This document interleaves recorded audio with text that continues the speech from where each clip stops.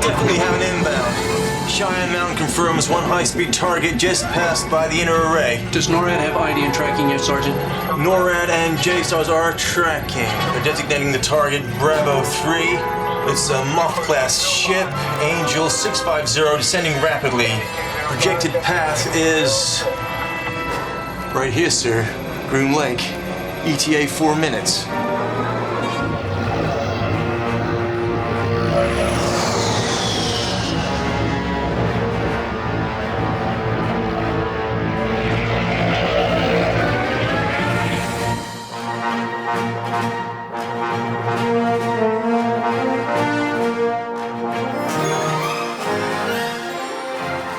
LVJ is an independent sci-fi action company. It's basically all the genres that we loved. It's often described as Independence Day meets Starsky and Hutch. It's spaceships, aliens, laser battles, and secret government conspiracies all thrown together with a 1970s cop show. The film's got many of the aspects of indie films that we love. It's also got many of the aspects of Hollywood studio films that we also love. It's got a great story with characters you can really care about.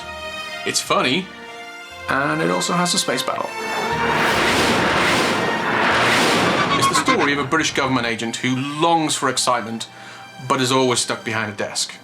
Until one day, he meets two New York detectives who have been abducted by aliens from the 1970s and dumped back in the present day on the eve of a massive alien invasion.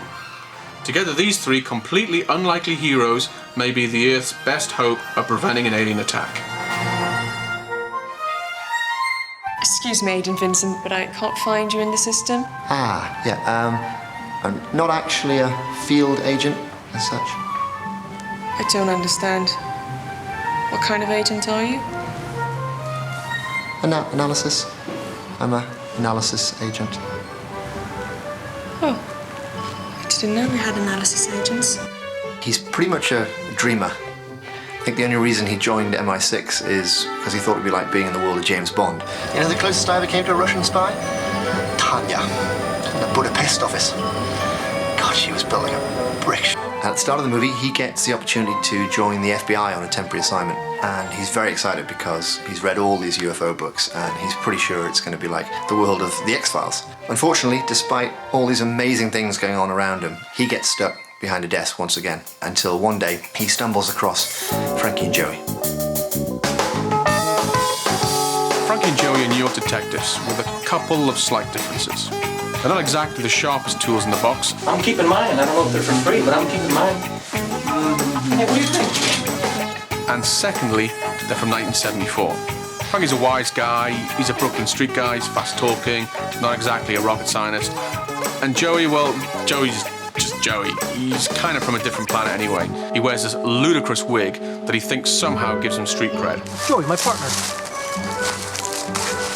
What's that on his head? And no one really has the heart to tell him he actually looks like Diana Ross. I'm embarrassed because you look like a transvestite, okay? These two have been inseparable for years. They've been partners for years in New York, mainly because no one else wants to work with them. But they're pretty handy when it comes to doing things you'd want a 1970s cop to do, driving fast and shooting and breaking things. In many ways, the film's a buddy movie. Although the three main characters are from different places and in fact different times, all three of them are underdogs. They've been written off by everyone as not good enough to be heroes, and they're going to have to work together to prove everyone wrong.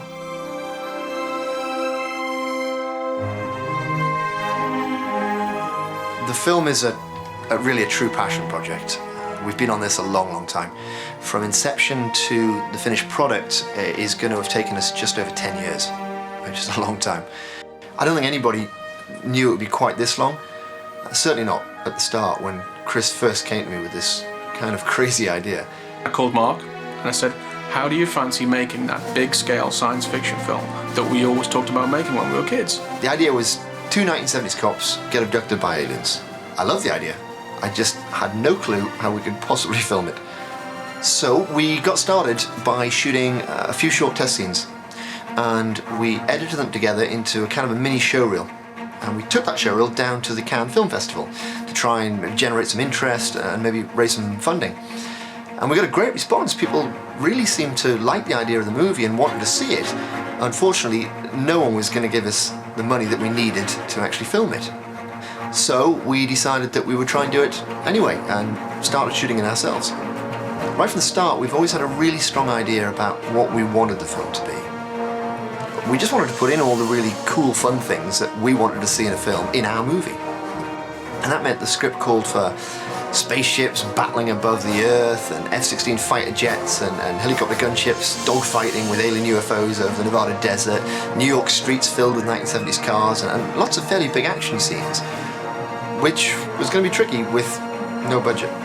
And it becomes apparent pretty quickly that there isn't going to be enough time to get through the sort of scope that we wanted to do. You know, we're having these huge special effects sequences, these big shoots in the US and the UK, big set builds.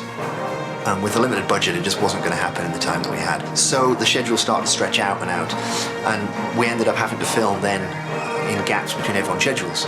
We'd film in weekends and in time off between other projects. So it took a long, long time to get through that process. We've been really lucky that we've had a fantastic cast and crew who've really believed in the film and stayed with us all the way through the production.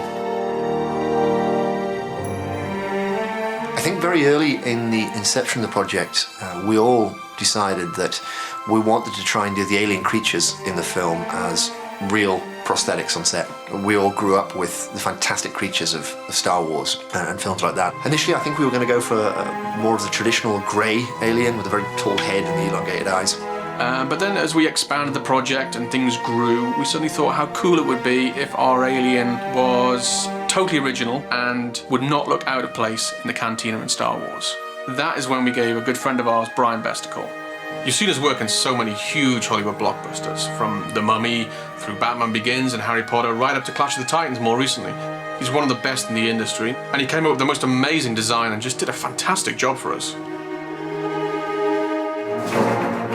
A science fiction film with a story like LVJ's requires a lot of visual effects. Along with a handful of VFX collaborators, we're creating all the film's effects digitally on the computer using state-of-the-art software.